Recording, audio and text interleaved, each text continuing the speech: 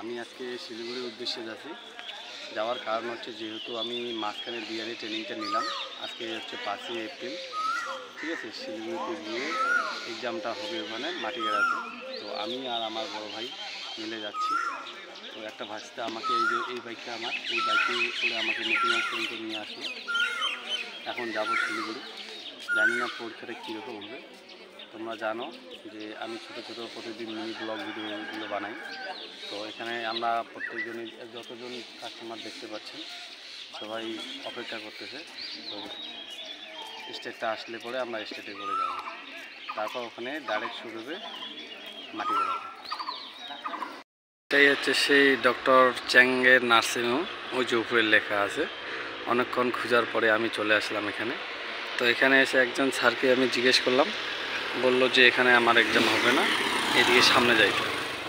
তাই আরেকবার দেখিয়ে নিচ্ছি, খুব সুন্দর একটা নার্সিংহোম, ভিতরে অনেক বড়।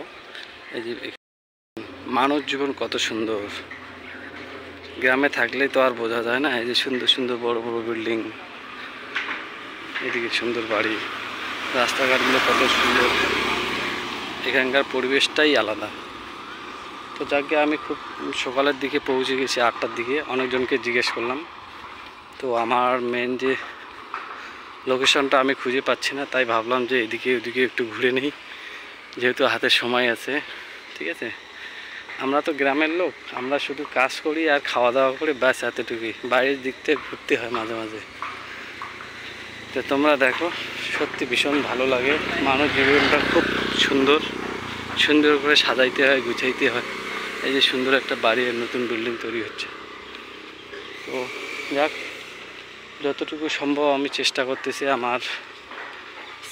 আমার যে এক্সামিনেশন হলটা এখনও খুঁজে পাইনি, ভাবলাম একটু ছোট্ট করে শেয়ার করে নিই, তাই না? কত সুন্দর।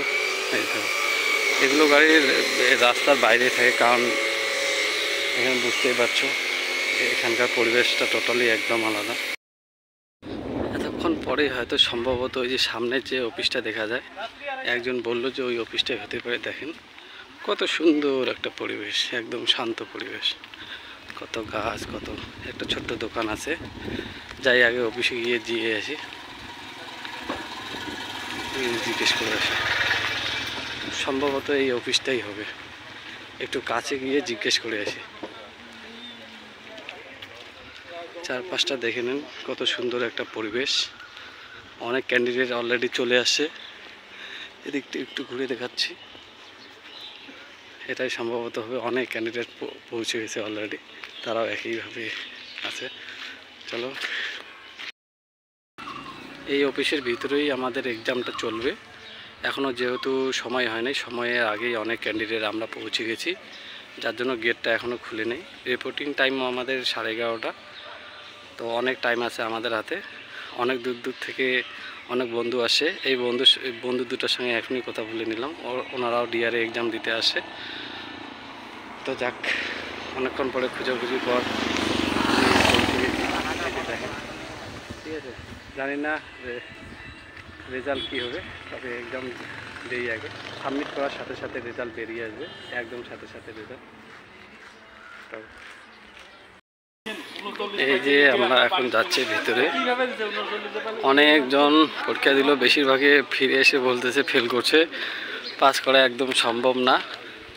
দেখি, আমাদের সম্ভবত টাইম হয়ে গেছে, যাই ভিতরে। বেশিরভাগই ক্যান্ডিডেট বলতেছে পাস করা খুবই কঠিন। দেখি এক্সামটা কীরকম হয়। এরাও বলতেছে ফেল।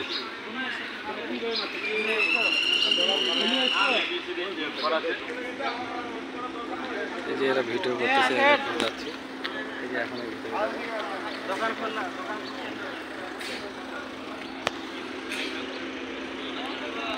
আসলাম গেটের ভিতরে যাচ্ছি। সব ফটো তুলতেছে, ভিডিও করতেছে। এক্সামের পর কী হবে জানা নাই। এইদিকে গাড়ি যাওয়ার রাস্তা, এদিকে হেঁটে রাস্তা। এটা নতুন করে কাজ চলতেছে। বাহ, ভিতরটা কত সুন্দর, দেখো কি সুন্দর ঘাস লাগাইছে, একদম সুন্দর ফুল। সিকিউরিটি আছে। এই যে ভিতরে আসলাম, ভিতরটা একটু দেখেন কত সুন্দর, কতগুলো ফুলের গাছ আছে।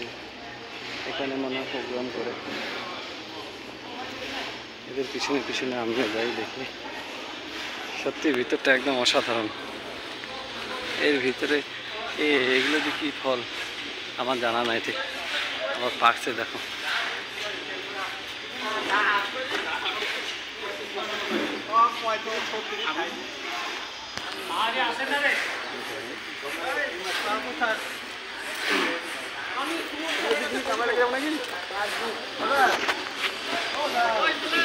কাজ চলছে। এখানে এসে দেখতেছি লাইন করে এক এক করে যেতে হবে। এই দেখেন রোদের মধ্যে লাইন দিতে হবে।